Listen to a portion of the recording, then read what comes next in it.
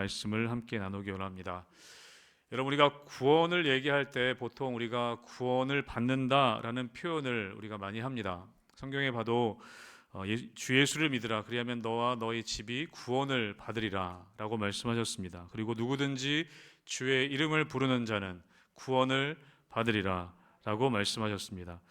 여러분, 보통은 우리가 구원을 받는다라는 표현을 많이 합니다. 그런데 오늘 본문에 보면 이 구원에 대해서 굉장히 독특한 표현을 하고 있는 것을 보게 됩니다. 뭐라고 말씀하고 있습니까?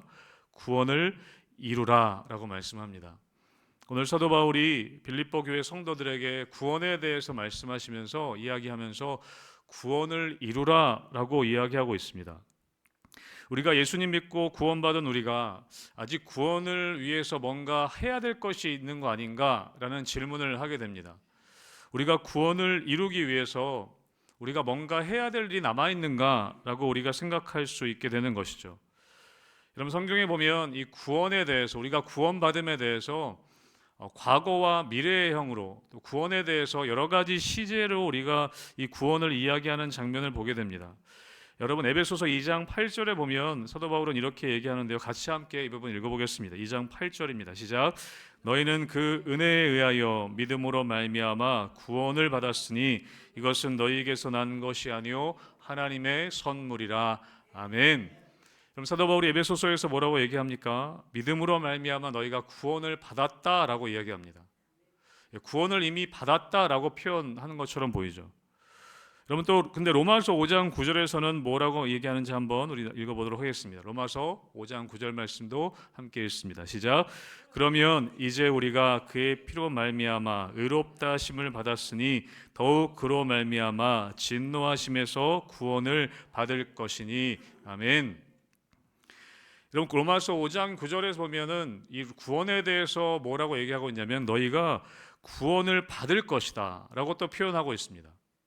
그럼 아까 에베소서에서는 믿음으로 말미암아 너희가 구원을 받았다, 과거에 이미 구원을 예수 믿을 때 구원을 받았다라고도 표현하면서 로마서 5장 9절에서 뭐라고 얘기합니까? 진노하심에서 구원을 받을 것이다 라고 미래의 이야기를 하고 있는 것처럼 보여집니다. 여러분, 또 우리 고린도전서 1장 8절은 뭐라고 얘기하고 있는지 같이 한번 읽어보겠습니다. 시작. 십자가의 도가 멸망하는 자들에게는 미련한 것이요 구원을 받는 우리에게는 하나님의 능력이라. 아멘. 아멘. 여러분, 십자가의 도가 구원을 받는 우리에게는 하나님의 능력이다라고 얘기합니다. 구원을 받는 우리에게는, 그러니까 여기서 이 구원을 받는다는 건 현재형이거든요. 그러니까 구원을 지금 받고 있는 우리들에게는 이것이 하나님의 능력이라고 이야기합니다. 여러분, 성경 곳곳에서는 구원에 대해서 이야기할 때 구원을 우리가 과거에 이미 받았다라고 표현하기도 하고 나중에 구원을 받을 것이다 라고도 표현하기도 하고 지금 우리가 구원을 받고 있다라고도 표현하고 있다는 것이죠. 여러분, 구원이라는 말은 굉장히 포괄적인 의미가 담겨져 있다는 것입니다. 여러분, 우리는 예수 그리스도를 믿음으로 이미 구원을 받았습니다. 그리고 이미 우리는 지금 우리가 구원을 누리고 있습니다. 그리고 우리는 마지막 하나님 심판 때에 구원을 받을 것입니다. 그럼 그걸 믿으십니까? 그럼 구원이라는 것은 그렇게 이미 받았지만 그리고 지금도 누리고 있는 것이고 이제 미래에 우리는 구원을 받게 될 것이라는 것이 구원에 대한 관점이라는 것이죠. 이게 성경에서 얘기하는 구원이라는 것입니다. 여러분, 그래서 우리가 이제 2월 말부터 우리가 성경 공부 제자반을 시작하는데요. 우리 임직자 교육 과정 가운데 이 제자반 2권에 보면 이 제자반 성경 공부 2권반의 제목이 이 구원에 관련된 부분입니다. 이 구원에 관련된 그 책자 안에는 여러 가지 주제가 있습니다. 예수님의 십자가의 죽으심, 예수님의 부활, 우리의 믿음, 우리가 의롭게 됨, 그리고 우리의 성화의 과정, 예수님의 재림, 그렇게 모든 그런 주제들이 다 들어 있습니다. 여러분, 그것이 다 구원 안에 담겨 있는 이야기라는 것입니다. 예수님의 십자가의 죽음, 그리고 예수님의 부활하심과 성령의 임재하심과 우리의 성화의 과정과 예수님의 재림, 이 마지막 때까지 모든 것이 구원 안에 담겨져 있는 이야기라는 것이죠. 여러분, 그래서 오늘 이 사도 바울이 빌립보 교회 성도들에게 너희가 구원을 이루라, 두렵고 떨림으로 너희 구원을 이루라, 이런 이 말씀은 우리가 아직 이루어야 할 게 있어서 우리가 구원 때문에 구원 받을까 못 받을까 두렵고 떨림으로 너희가 있어라, 그런 의미가 아니라는 것입니다. 여러분, 이 메시지는 불신자들에게 어떻게 구원을 받을 수 있는가 하는 메시지가 아니라 이미 구원받은 성도들이, 또 구원의 삶을 살고 있는 우리들이 어떻게 이 구원받은 삶의 자리로 나아갈 것인가, 어떻게 구원받은 성도들이 이 땅에서 어떻게 살아갈 것인가, 그것을 오늘 사도 바울은 이야기한다는 것이죠. 여러분, 우리는 예수 그리스도를 이미 믿었지만 예수님 다시 오실 때까지 우리가 믿음의 여정 가운데 우리는 여전히 구원의 여정 가운데 살아가고 있다는 것입니다. 그 구원을 이루는 여정 가운데 우리가 어떻게 살아갈 것인가, 하나님께서는 우리가 이 구원받은 우리들이 이 구원의 여정을 어떻게 살아가길 원하시는가, 오늘 하나님께서 우리에게 그것을 말씀해 주고 계신다는 것이죠. 여러분, 하나님은 우리가 어떤 모습으로 살길 원하는가, 구원받은 성도들이 어떤 모습으로 그 구원의 삶을 이루며 살길 원하실까. 오늘 15절 말씀에 보면 이렇게 되어 있습니다. 우리 같이 함께 우리 15절 말씀도 한 번 더 읽어보겠습니다. 시작. 이는 너희가 흠이 없고 순전하여 어그러지고 거스리는 세대 가운데서 하나님의 흠없는 자녀로 세상에서 그들 가운데 빛들로 나타내며, 아멘. 우리가 이 세상에 산다는 것이죠. 우리가 살아가는 이 세상은 어떤 세상이는가? 어그러지고 거스르는 세대다라고 이야기합니다. 우리가 구원받았지만 우리가 살아가야 하는 이 세상은 어그러지고 거스르는 세대라고 말씀하십니다. 그 세상에서 우리가 어떻게 살기를 원하십니까? 흠 없는 자녀로, 또 세상에서 빛들로 이렇게 살아가기를 원하신다는 것이죠. 이런 존재가 되기를 원하신다고 말씀합니다. 여러분, 이 15절 말씀을 우리 세번역 성경으로 다시 한번 읽어볼 텐데요. 우리 스크린 보시면서 천천히 한번 읽어보겠습니다. 시작. 그리하여 여러분은 흠이 없고 순결해져서 구부러지고 뒤틀린 세대 가운데서 하나님의 흠없는 자녀가 되어야 합니다. 그리하면 여러분은 이 세상에서 별과 같이 빛날 것입니다. 아멘. 저는 이 표현이 참 좋았습니다. 이 세상에서 우리가 하나님이 어떤 삶을 살기 원하시냐면 별과 같이 빛나는 존재로 살기 원하신다는 것입니다. 하나님의 흠없는 자녀가 되어서 이 세상에서 별과 같이 빛나는 별과 같이 빛나기를 원하신다라고 우리 말씀하고 계신다는 거죠. 사랑하는 성도 여러분, 하나님께서는 여러분 한 분 한 분이 이 세상에서 별과 같이 빛나기를 원하신다는 것입니다.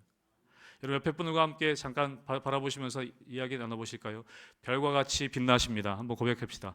별과 같이 빛나십니다. 네, 별과 같이 빛나십니다. 네, 빛나고 계시죠?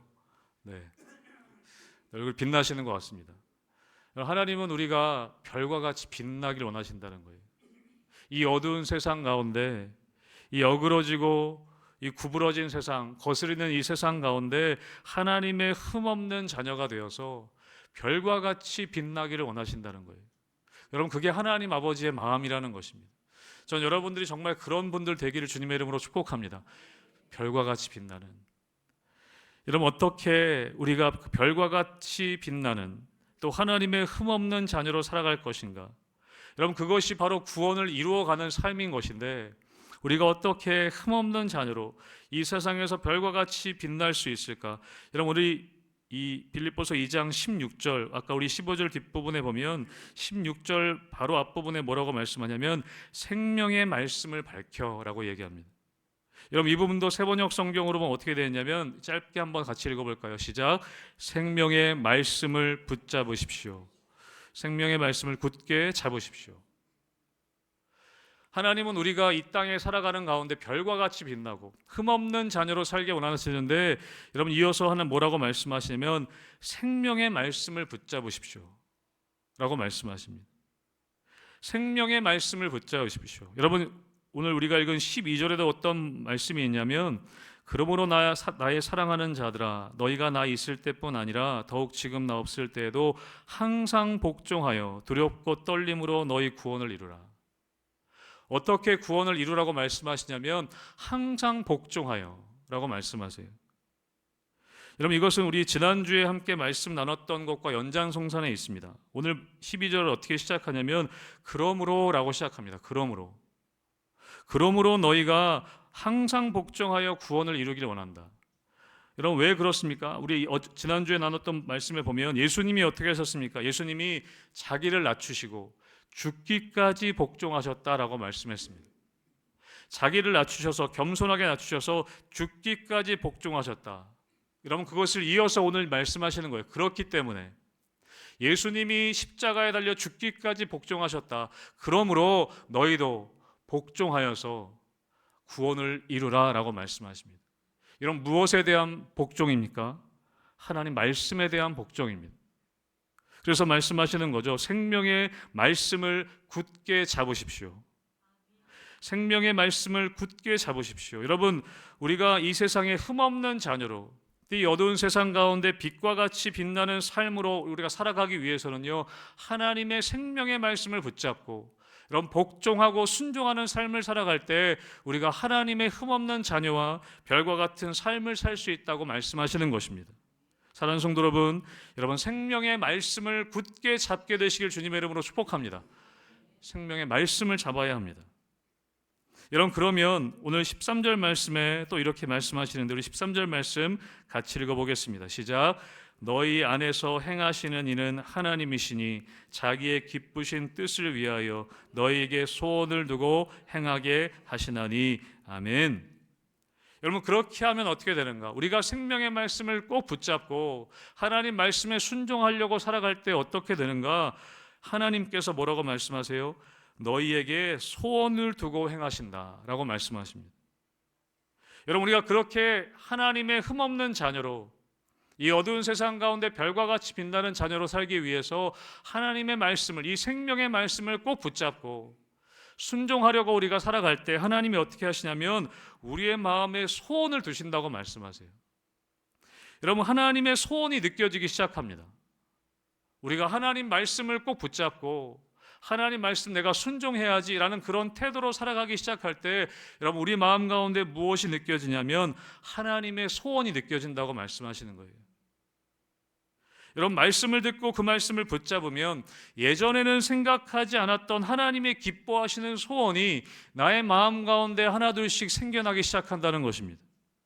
여러분, 우리 빌립보서 2장 13절을 우리 세번역 성경, 제가 세번역 성경을 좋아하는데 세번역 성경으로 이것도 같이 한번 우리 읽어보도록 하겠습니다. 천천히 읽겠습니다. 시작. 하나님은 여러분 안에서 활동하셔서 여러분으로 하여금 하나님을 기쁘게 해드릴 것을 염원하게 하시고 실천하게 하시는 분입니다. 아멘. 여러분, 하나님 어떤 분이라고 말씀하세요? 우리 안에서 활동하시는 분이다. 여러분, 하나님은 우리와 함께 하십니다. 함께 하신다는 게, 임재하신다는 게, 내주하신다는 게 그냥 가만히 계신다는 의미가 아니라 여러분, 하나님은 우리 안에서 활동하세요. 여러분, 우리가 하나님의 말씀을 듣고 하나님 말씀을 청종하고 그 말씀을 굳게 붙잡으면 하나님이 활동하셔서 어떻게 하시냐면 하나님이 기뻐하실 만한 것을 염원하게 된다. 간절히 사모하게 된다는 거예요. 사랑하는 성도 여러분, 하나님 말씀을 붙잡고 계실 때 이거 하면 정말 하나님 기뻐하시겠다. 여러분, 그런 열망이 여러분 가운데 생기십니까? 하나님을 기쁘게 해드릴 것을 염원하게 하신다. 여러분, 그것이 하나님께서 하시는 활동이라는 거예요. 여러분, 우리가 말씀을 듣고, 여러분, 우리가 예배의 자리에 나와서 말씀을 듣고 기도하고 우리가 찬양하고 예배 드릴 때 어떤 마음이 여러분 안에 드십니까? 내가 말씀을 좀 더 공부해야겠다. 여러분, 복음을 전하라는 말씀을 듣게 되면요, 복음을 전하라는 하나님의 말씀을 듣게 되면 내가 전도를 좀 해야겠다. 여러분, 그런 마음의 소원이 생기시지 않습니까? 별로 안 생기시는 것 같은데요. 소원이 생기십니까? 기도하라는 말씀을 들으면 내가 기도를 해야겠다. 여러분, 그런 마음이 드시지 않습니까? 내가 말씀을 읽어야 된다. 말씀 중심으로 살아야 된다. 여러분, 그런 말씀을 들으면 내가 말씀 다시 좀 읽어야겠다. 내가 말씀 다시 봐야겠다. 여러분, 그런 마음 드시지 않습니까? 사랑하라라는 말씀을 들으면요, 내가 좀 미워했던, 내가 좀 얄미워했던 그 사람한테 연락을 한번 해볼까? 여러분, 그런 마음이 우리 가운데 드는 것은요, 하나님이 활동하신다는 거예요. 하나님 활동하셔서 우리 안에 하나님이 기뻐하시는 그 하나님의 소원을 우리 마음 가운데 두신다는 겁니다. 그래서 성경 공부 같이 해보다 보면요, 같이 이렇게 말씀 묵상하고 나누다 보면 하나님이 주시는 소원이 그 마음 가운데 생기는 것을 경험하게 됩니다. 예전에는 이렇게 살지 않았는데 이렇게 살려고 좀 하시는 것 같다. 제가 어떤 분하고 성경 공부하는데 하나님이 그런 마음을 주시더래요. 운전할 때 신호 잘 지켜라. 그런 마음을 주시더래요. 운전할 때 욕하지 마라. 저도 그런 마음을 가끔 주시거든요, 하나님이. 운전할 때 승질 부리지 말아라. 누가 좀 끼워, 차 들어오면 좀 끼워줘라. 이런 별거 아닌 것 같지만 여러분, 하나님이 우리의 삶의 자리 가운데 하나님이 우리에게 활동하셔서 여러분, 우리의 마음에 말씀이 들어오고 그 말씀을 붙잡으면 하나님의 소원이, 하나님이 기뻐하시는 일들, 그 소원을 우리 마음 가운데 두신다는 것입니다. 여러분, 그런데 보면 오늘 말씀에 보면요, 거기서 그치지 않고 소원을 두실 뿐만 아니라 여러분 13절 뒤에 부분에 보면 뭐라고 말씀하십니까? 행하게 하신다. 행하게 하신다. 실천하게 하신다. 그 일을 할 힘을 주신다 라고 말씀하세요. 여러분, 여기서 행하신다라는 헬라어가 뭐냐면 에네르곤이란 단어라고 합니다. 에네르곤. 여러분, 에네르곤이 어떤 단어냐면 여기서 에너지라는 영어 단어가 나왔습니다. 여러분, 행하게 하신다는 단어는요, 능력 있게 일하신다는 거예요. 힘을 주신다는 거예요. 여러분, 하나님은 우리에게 소원을 주시고 우리가 순종하기로 결단하고 나아가기만 한다면 여러분, 그 일을 할 수 있는 힘을 주신다는 것입니다. 여러분, 그걸 믿으시기를 주님의 이름으로 축복합니다. 축복합니다. 여러분, 그래서 제가 임직자 교육, 지난주에 임직자 교육 성경 공부 같이 할 때도요, 성령님에 대해서 함께 공부했는데요, 여러분, 성령이란 단어는요, 헬라어로 파라클레토스란 단어입니다. 그 헬라어의 의미는 뭐냐면 옆에서 우리를 도와주신다, 그런 의미예요. 그래서 우리가 보혜사 성령이라고도 하지 않습니까? 여러분, 보혜사가 그런 의미거든요. 옆에서 우리를 도와주시는 분이다라는 의미입니다. 여러분, 성령님이 우리를 도와주시는 분으로 계세요. 우리를 돕는 분으로 우리와 함께 하십니다. 여러분, 그런데 돕는다는 것이 우리를 대신해 준다는 의미는 아니라는 거예요. 성령님이 우리 대신해서 기도해 주시고 우리 대신해서 싸워 주시고 대신해서 사랑해 주시고 그런 분이 아니라는 거죠. 우리가 하나님이 우리에게 주시는 소원을 가지고 내가 그 말씀을 붙잡고 그 말씀을 순종하려고 의지를 가지고 순종하기 시작할 때 여러분, 성령님이 우리를 도와주신다는 거예요. 그 일을 할 수 있는 힘을 주신다는 것입니다. 사랑하는 성도 여러분, 여러분이 말씀을 듣는 가운데, 여러분 말씀 묵상하시는 가운데 하나님께서 주셨던 여러분 마음 가운데 혹시 소원이 있으십니까? 예전에 이런 나의 마음 가운데 이런 소원을 주셨었는데, 야, 너 이거 좀 하면 좋겠다, 너 이렇게 좀 하면 좋겠다. 여러분, 그런데 혹시 미뤄두고 계신 부분들이 혹시 있으십니까? 여러분, 그 말씀을, 그 하나님의 소원을 꼭 붙잡게 되시길 주님의 이름으로 축복합니다. 그리고 순종하시기 바라요. 여러분, 순종하기 시작하면 하나님이 그 일을 행할 수 있는 힘을 주신다고 말씀하십니다. 행하게 하신다. 행하게 하신다. 여러분, 작년 추석 때 TV에서요, 이 조용필 쇼라는 걸 했었습니다.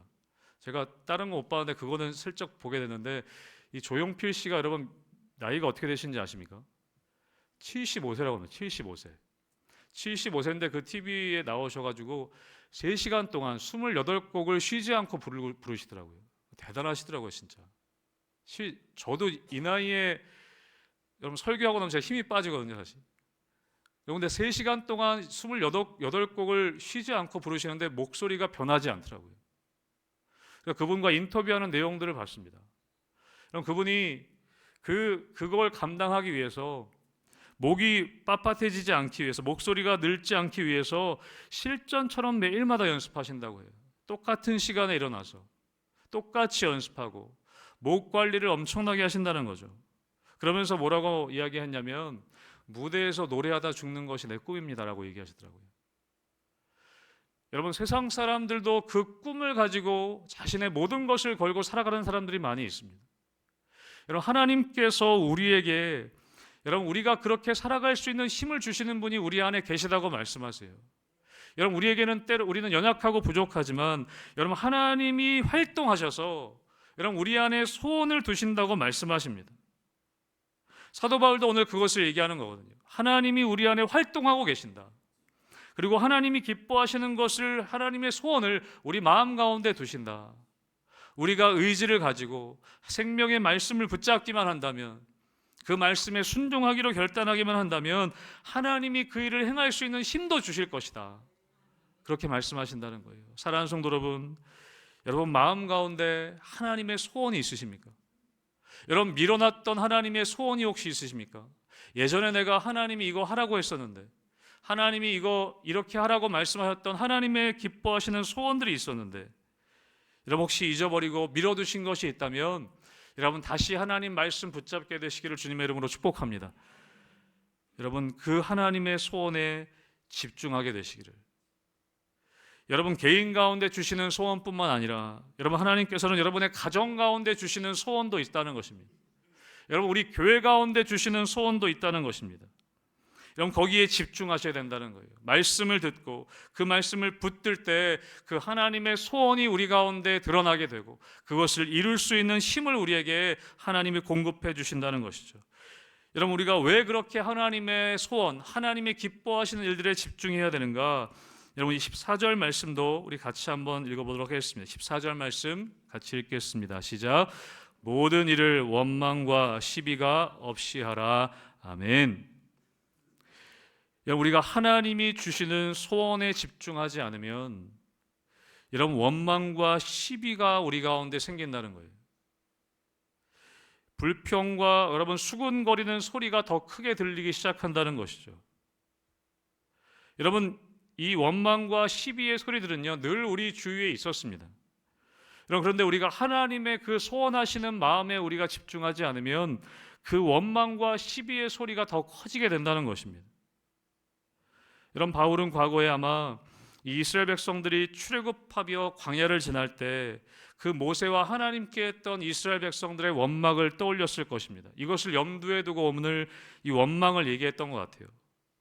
그래서 여러분 바울이 고린도전서 10장 10절에서도 이렇게 얘기합니다. 그들 가운데 어떤 사람들이 원망하다가 멸망시키는 자에게 멸망하였나니 너희는 그들과 같이 원망하지 말라. 출애굽한 백성들에 대한 이야기를 하면서 사도 바울이 얘기하는 거거든요. 오늘도 동일하게 얘기하는 것입니다. 원망하지 말아라. 원망이 없이 해라. 여러분 그리고 시비가 없이 하라라고 얘기합니다. 여러분 시비가 무엇입니까? 논쟁이죠. 악한 생각으로부터 나오는 논쟁입니다.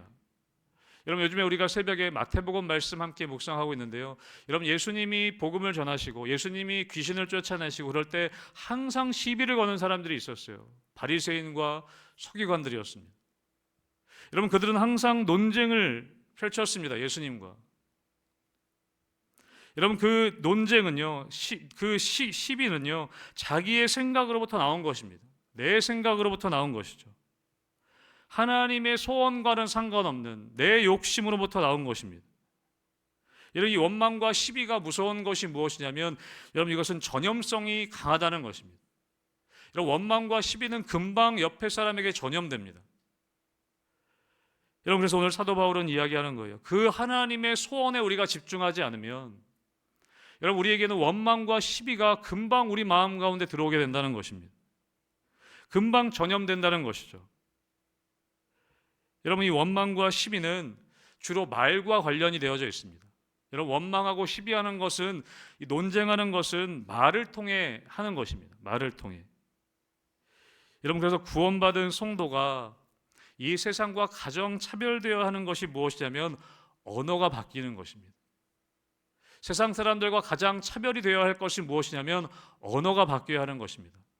여러분 그래서 사도행전 2장에 성령의 임재가 성령 강림 사건이 일어나고 먼저 어떤 일이 일어났습니까? 제자들의 말이 바뀌었습니다. 방언을 하게 됐습니다. 하나님이 말을 바꾸셨죠. 여러분 구원받은 성도가 가장 차별점을 둬야 하는 것은 우리의 언어라는 것입니다. 원망과 시비가 없이 해야 한다고 얘기하고 있습니다. 여러분 지난 주일 설교 때 이사야 선지자에 대한 말씀을 함께 나눴습니다. 여러분 이사야 선지자가 환상 가운데 이 거룩한 보좌에 앉으신 주님을 뵙고 뭐라고 고백합니까? 화로다 나로 망하게 되었도다. 그리고 뭐라고 고백하냐면 나는 입술이 부정한 백성이다. 나는 입술이 부정한 사람이다. 여러분 그랬을 때 어떻게 합니까? 천사가 제단의 숯을 가져다가 입술에 그 숯을 댑니다. 그리고 이제 네가 정결하게 되었다라고 얘기하죠. 여러분 이사야 선지자도 자신의 부정함을 얘기할 때 무엇을 먼저 얘기하냐면 입을 얘기했습니다. 여러분 그만큼 우리는 이 말과 입을 통해서 우리가 부정하게 되는 경우가 너무나 많다는 것입니다. 여러분 매일매일 여러분 천사의 그 숯으로 여러분 입술에 닿으시기를 주님의 이름으로 축복합니다. 입술을 숯으로 지진 거거든요. 하나님이 이사야 선지자의 입술을 지지신 거예요. 여러분 그만큼 우리의 입술을 통한 죄악들이 너무나 많다는 것입니다. 여러분 우리가 하나님의 소원을 우리의 마음에 두지 않으면, 하나님의 기뻐하시는 일들을 우리가 묵상하지 않으면 원망과 시비로 우리는 우리 마음이 빼앗기게 된다는 것을 오늘 말씀하고 있습니다. 여러분 우리 입술에 이 원망과 시비가 커지게 되면 여러분 하나님의 두신 소원을 우리는 잊어버리게 됩니다. 여러분 공동체 안에도 마찬가지입니다. 여러분 교회 안에 원망과 시비가 커지게 되면 여러분 하나님의 소원을 가진 사람들이 떠나게 됩니다. 여러분 삶에 여러분의 입술 가운데 원망과 시비가 많으면 여러분 주위에 하나님의 소원을 가졌던 사람들이 떠나게 됩니다. 그리고 여러분 주위에는 원망과 시비가 있는 사람들만 모이게 될 것입니다. 그것을 오늘 조심하라는 것이죠. 사랑하는 성도 여러분, 여러분 안에 원망과 시비가 없게 되시기를 주님의 이름으로 축복합니다. 우리 교회 안에, 우리 공동체 안에 이 원망과 시비가 사라지기를 주님의 이름으로 축복합니다. 여러분 그러려면 여러분 우리는 계속해서 하나님이 우리에게 두신 소원에 집중해야 합니다. 하나님이 내 안에 두신 소원이 무엇인가? 작은 것부터 하나님이 내가 기뻐하시는 것이 무엇인가?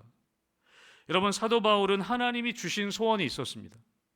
사도 바울에게는 하나님이 주신 간절한 소원이 있었어요. 여러분 사도행전 20장 24절에 보면 사도 바울이 뭐라고 고백합니까? 같이 한번 읽어보겠습니다. 시작. 내가 달려갈 길과 주 예수께 받은 사명 곧 하나님의 은혜의 복음을 증언하는 일을 마치려 하면은 나의 생명조차 조금도 귀한 것으로 여기지 아니하노라. 아멘. 여러분 사도 바울에게는 이 하나님이 주신 소원이 있었습니다.